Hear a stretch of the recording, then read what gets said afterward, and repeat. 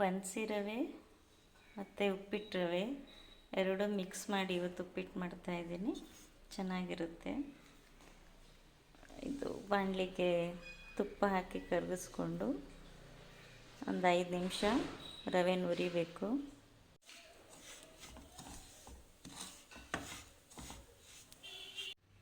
ಈರುಳ್ಳಿ, ಹಸಿಮೆಣಸಿನ್ಕಾಯಿ, ಕೊತ್ತಂಬರಿ ಸೊಪ್ಪು, ಕರಿಬೇವು, ಸ್ವಲ್ಪ ಜಜ್ಜಿದ ಶುಂಠಿ, ಒಂದು ಚಕ್ಕೆ, ಟೊಮೊಟೊ ಮತ್ತು ಕ್ಯಾಪ್ಸಿಕಮ್ಮು, ಕ್ಯಾರೆಟು,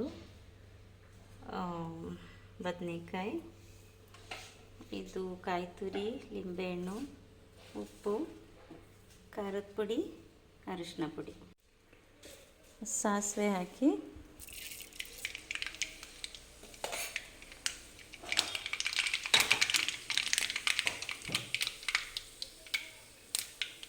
ಹಸಿಮೆಣಸಿನ್ಕಾಯಿ,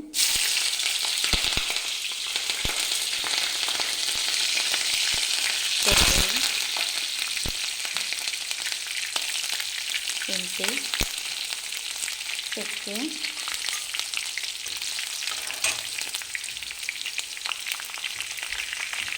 ಈರುಳ್ಳಿ. ಈಗ ಎಲ್ಲ ತರಕಾರಿನೂ ಹಾಕ್ಕೊತಾ ಇದ್ದೀನಿ. ತರಕಾರಿನ ಒಂದು 2-3 ನಿಮಿಷ ಈಗ ಎಣ್ಣೆಲೆ ಫ್ರೈ ಮಾಡ್ಕೊಳ್ಳಿ. ಮತ್ತು ಟೊಮೊಟೊ ಹಾಕಿ ಟೊಮೊಟೊನು ಒಂದು 5 ನಿಮಿಷ ಫ್ರೈ ಮಾಡಿ. ಟೊಮೊಟೊ ಹಾಕಿದ್ಮೇಲೆ ಸ್ವಲ್ಪ ಉಪ್ಪು ಹಾಕ್ಕೊಳ್ಳಿ, ಅವಾಗ ಟೊಮೊಟೊ ಸಾಫ್ಟ್ ಆಗುತ್ತೆ.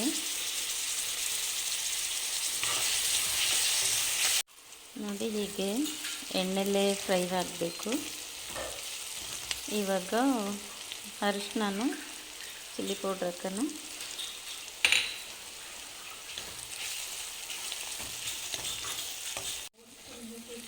ಇವಾಗ 1 ಗ್ಲಾಸ್ ರವೆ ಇದೆ, 1.25 ಗ್ಲಾಸು ಬಿಸಿ ನೀರು ಹಾಕ್ತಾಯಿದ್ದೀನಿ.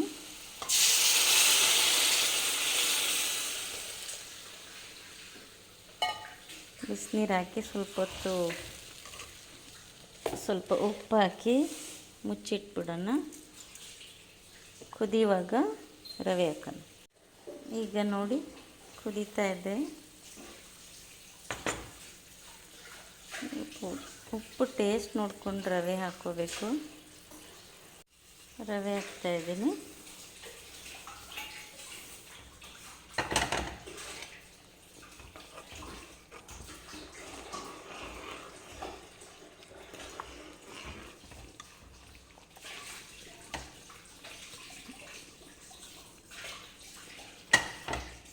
ಇವಾಗ ಇದಕ್ಕೆ ಲಿಂಬೆ ರಸ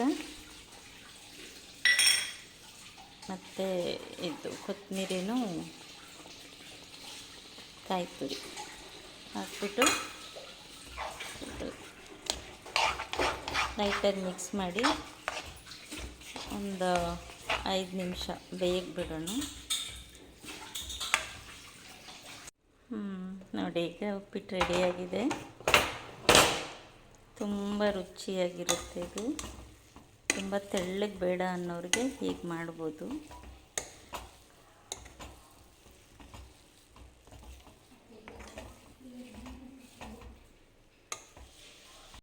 ನೋಡಿ, ಇವಾಗ ಇದಕ್ಕೆ ತುಪ್ಪ ಹಾಕ್ತಾಯಿದ್ದೀನಿ. ಮತ್ತು ಉಪ್ಪಿನಕಾಯಿ ಹಾಕೋಣ. ಉಪ್ಪಿಟ್ಟಿಗೆ ಉಪ್ಪಿನಕಾಯಿ ಇದ್ರೇ ಚೆಂದ.